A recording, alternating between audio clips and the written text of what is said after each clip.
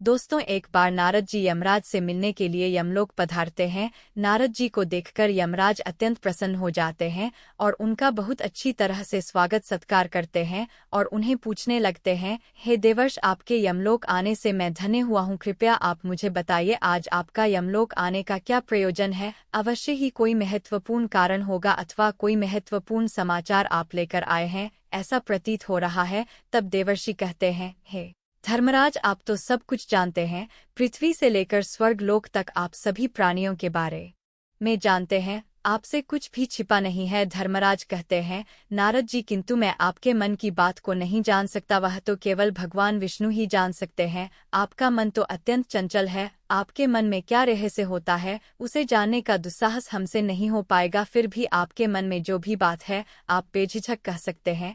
फिर देववर्षि नारद कहते हैं, हे धर्मराज, मैं आपके पास कोई समाचार लेकर तो नहीं आया हूँ, किंतु मेरे मन में कुछ प्रश्न है जो मैं आपसे पूछने के लिए ही आया हूँ। समस्त मानव जाति के कल्याण के उद्देश्य से ही मैं आपके पास आया हूँ। कृपया आप मेरी इस शंका को दूर कीजिए। तब यमराज कहते हैं, हे देवर्षि, आपके मन में जो भी दुविधा हो, जो भी प्रश्न अथवा शंका हो, आप अवश्य पूछिए। मैं अपने सामर्थ्य के अनुसार आपके प्रश्नों का उत्तर देने का प्रयास अवश्य ही करूंगा। तब देवर्षि नारद कहते हैं, हे धर्मराज, मेरा प्रश्न अत्यंत सरल है। आप मृत्यु के देवता हैं, इसीलिए इस प्रश्न का उत्तर आपके अलावा भला दूसरा कौन दे पाएगा। हे धर्मराज, मेरा प्रश्न यह है कि जिस प्राणी की मृत्यु होती है, वह अपने साथ कौन कौन सी चीजें ले जाता है और मृत्यु के बाद उस रानी की कौन सी वस्तुओं का प्रयोग दूसरे मनुष्यों को नहीं करना चाहिए। इस पर यमराज कहते हैं, हे देवर्षि, आपने उचित ही प्रश्न किया है। मानव जाति के कल्याण के लिए आपने जो प्रश्न पूछे हैं, उसके उत्तर मैं आपको अवश्य बताऊंगा, किंतु इन प्रश्नों के उत्तर जानने के लिए मैं आपको एक अत्यंत ही पवित्र कथा सुनाता हूँ। इस कथा को सुनने पर आपको सभी प्रश्नों के उत्तर मिल जाएंगे। इस कथा को आप ध्यान से अवश्य सुने। इस कथा को जो भी मनुष्य ध्यान से सुनता है, उसके मैं 32 अपराध क्षमा करता हूँ। फिर देवर्षि कहते हैं, हे धर्मराज, ठीक है, मैं उस कथा को पूरे ध्यान से अवश्य सुनूंगा। आप मुझे वह पवित्र कथा सुनाइए। फिर यमराज देवर्षि नारद को वह महान कथा सुनाते हैं। एक समय की बात है, मध्य देश में देव शर्मा नाम का एक गरीब ब्राह्मण रहता था। वह अत्यंत गुणवान तथा शास्त्रों में पारंगत था। उसने वेद और शास्त्रों का बड़ी गहराई से अध्ययन किया हुआ था, किंतु वह अपने ज्ञान का कभी दुरुपयोग नहीं करता था। उसने कभी अपने ज्ञान का उपयोग धन कमाने के लिए नहीं किया। अत्यंत गरीब होकर भी वह भिक्षा मांगकर ही अपना गुजारा चलाता था। फिर एक दिन वह ब्राह्मण जंगल से गुजर रहा था और चलते चलते वह एक अत्यंत प्राचीन वृक्ष के पास पहुंच जाता है। वह देखता है कि उस वृक्ष पर 3 पिशाच खड़े हुए हैं। वे तीनों उस जंगल से गुजरने वाले मनुष्यों का भक्षण करते थे। कोई भी मनुष्य उस मार्ग से जाता है तो वे उसे पकड़कर खा लिया करते थे। पिशाच होने के कारण उनके अंदर धर्म का कोई अंश नहीं था। वे अत्यंत पापी और दुराचारी थे। वे किसी पर भी कभी दया नहीं करते थे। जब वह ब्राह्मण उस वृक्ष के पास आता है तो वह पिशाच एक दूसरे से कहने लगते हैं, देखो भाई, हमारे लिए आज ताजा ताजा भोजन आ रहा है। सबसे पहले मैं ही इस ब्राह्मण को खाऊंगा। इसका मांस तो कितना स्वादिष्ट होगा। यह ब्राह्मण केवल सात्विक भोजन ग्रहण करता होगा, इसीलिए इसके शरीर में किसी भी प्रकार के रोग नहीं होंगे, कोई कीड़े और कृमि भी नहीं होंगे। इसका मांस खाने में बड़ा आनंद आएगा। जब वह ब्राह्मण उन पिशाच को देखता है तो वह बिल्कुल भी भयभीत नहीं होता है। वह ब्राह्मण भगवान विष्णु का परम भक्त होता है और वह हर समय श्रीहरि का नाम जपता रहता था, इसीलिए उसे किसी से भी कोई भय नहीं लगता था। उन पिशाच को देखकर भी ब्राह्मण भयभीत नहीं हुआ और उन पिशाच की ओर देखते हुए उन्हें प्रणाम करने लगता है और कहता है, हे पिशाच, तुम्हें नमस्कार है।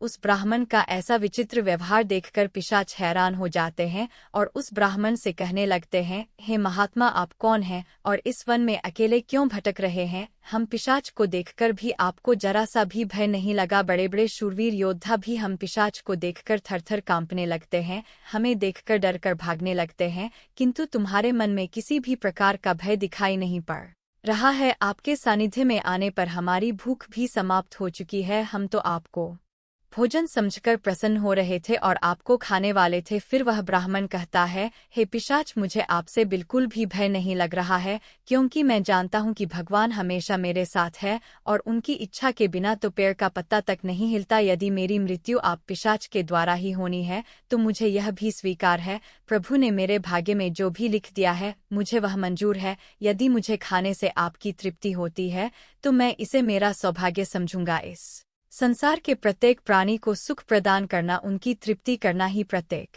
मनुष्य का कर्तव्य है।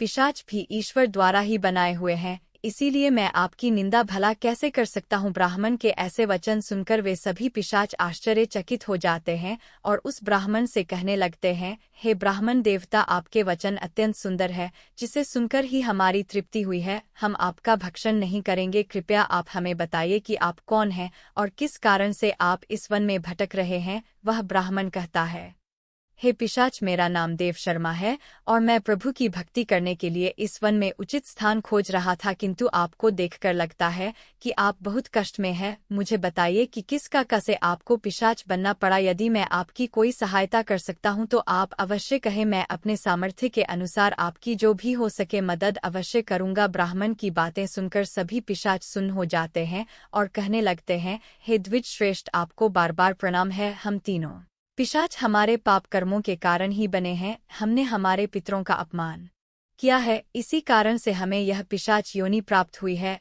न जाने कब हमें इस पिशाच के शरीर से छुटकारा मिलेगा। हमें मनुष्य रहते हुए भी बहुत पाप किए थे और पिशाच बनकर तो हमें अनगिनत पाप किए हैं। कितने ही निर्दोष मनुष्यों को और प्राणियों को हमने मारकर खाया है, इसीलिए हमें ऐसा लगता है कि हमें कभी पिशाच योनि से मुक्ति नहीं मिलेगी। फिर ब्राह्मण कहते हैं, हे पिशाच, मैं आपकी व्यथा को समझता हूँ, कृपया आप मुझे बताइए मैं किस प्रकार से आपको मुक्ति दिला सकता हूँ। मैं मध्य देश में रहने वाला देव शर्मा ब्राह्मण हूँ। मैंने अनेक तप, व्रत और उपवास किए हैं, इसीलिए आपकी मुक्ति के लिए भी यदि कोई व्रत उपवास हो तो मुझे बताइए, वह मैं अवश्य करने का प्रयास करूंगा। ब्राह्मण की बात सुनकर उन पिशाच को समझ में आता है कि यह ब्राह्मण तो उनका ही पुत्र है। वे पिशाच उस ब्राह्मण के दादा परदादा है जो पाप करने के कारण पिशाच बने हुए हैं। वे पिशाच कहते हैं, हे वत्स, हम हमेशा ही ऊंची वस्त्र पहनते थे, गंदे मैले वस्त्र पहनकर ही भोजन, पूजा पाठ आदि कार्य किया करते थे।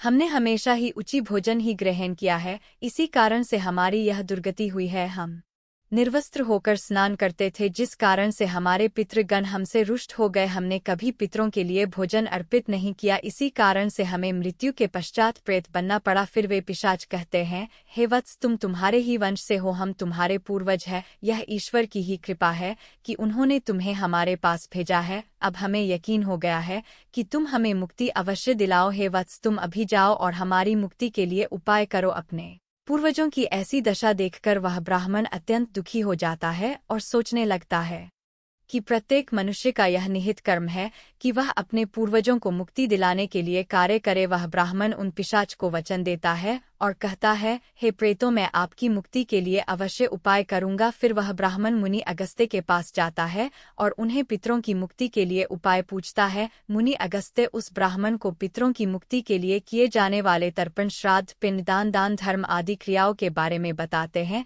और फिर वह ब्राह्मण पवित्र नदी के तट पर जाकर अपने पूर्वजों के लिए वे सभी कार्य करता है जो मुनि अगस्त्य ने बताए हुए होते हैं। वह पहले नदी के पवित्र जल से तर्पण करता है, फिर नदी के तट पर बैठकर पिंडदान करता है और उससे जो कुछ भी हो सके उसी के अनुसार दान धर्म करता है। इस प्रकार से उस ब्राह्मण के द्वारा तर्पण तथा दान धर्म करने से वे सभी पिशाच मुक्त हो जाते हैं और स्वर्ग की ओर जाने लगते हैं।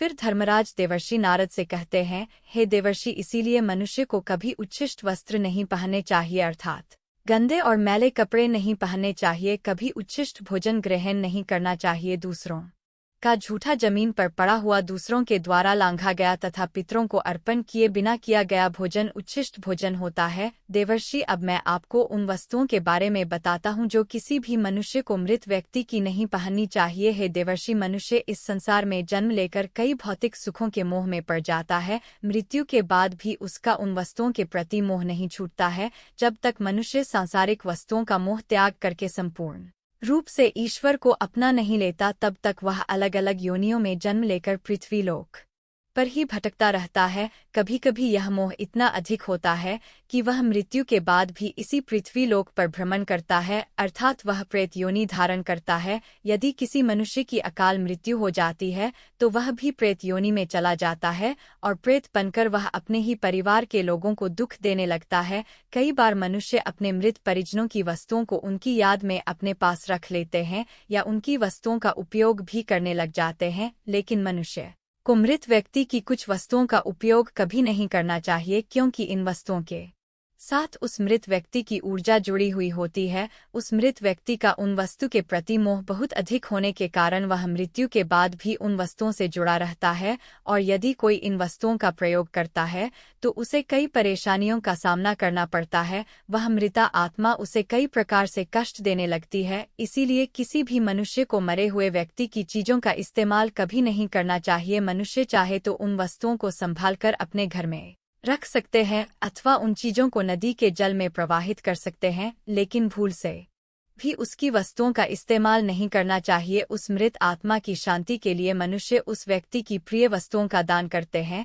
तो यह बहुत ही शुभ होता है। सबसे पहली वस्तु है मृत व्यक्ति के कपड़े। मृत व्यक्ति के कपड़ों का कभी भी इस्तेमाल नहीं करना चाहिए, उन्हें भूलकर भी पहनना नहीं चाहिए। ऐसा करने से मृत व्यक्ति की आत्मा उस व्यक्ति से जुड़ जाती है जो इनका इस्तेमाल करता है। मृत व्यक्ति की यादें उस व्यक्ति को सताने लग जाती है जो उनके कपड़ों का इस्तेमाल करता है, जिस कारण वह व्यक्ति मानसिक और शारीरिक रूप से कमजोर हो जाता है। उस व्यक्ति को अपने मृत परिजन की ऊर्जा का एहसास भी होने लगता है, इसलिए मृत व्यक्ति के कपड़े कभी भी नहीं पहनने चाहिए। मृत व्यक्ति के कपड़े हमेशा दान कर देने चाहिए, जिससे उसकी आत्मा को शांति प्राप्त हो जाती है। दूसरी चीज है मृत व्यक्ति के गहने। मृत व्यक्ति के गहने भी उसके कपड़ों की तरह ही उसकी ऊर्जा के स्रोत होते हैं। मृत व्यक्ति का अपने गहनों से लगाव कपड़ों से भी कई गुना ज्यादा होता है, क्योंकि प्रत्येक व्यक्ति गहने खुद को सुंदर प्रतीत करने के लिए पहनता है, लेकिन जब व्यक्ति की मृत्यु हो जाती है और उसके गहने कोई दूसरा व्यक्ति पहन लेता है,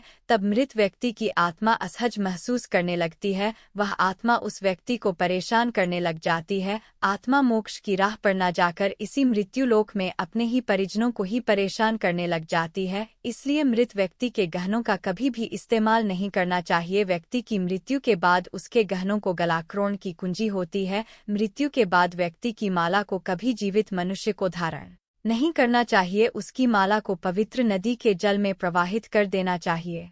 पवित्र नदी उस मृत मनुष्य को सभी पुण्यों को बहाकर स्वर्ग में ले जाती है। यमराज कहते हैं, हे देवर्षि, मृत्यु के बाद मनुष्य अपने साथ केवल अपने पाप और पुण्य लेकर जाता है, सभी भौतिक वस्तुओं को यहीं पर छोड़ देता है। इसीलिए उसे कभी उन वस्तुओं के प्रति अत्यधिक मोह नहीं करना चाहिए। इस प्रकार से यमराज ने नारद जी को मृत व्यक्ति के संदर्भ में यह अत्यंत महत्वपूर्ण कथा सुनाई है। आपको यह कथा कैसी लगी कमेंट करके जरूर बताएं। जानकारी अच्छी लगी तो वीडियो को लाइक जरूर करें और कमेंट में जय श्री कृष्ण अवश्य लिखें। साथ ही चैनल को सब्सक्राइब करें। आप सभी का धन्यवाद।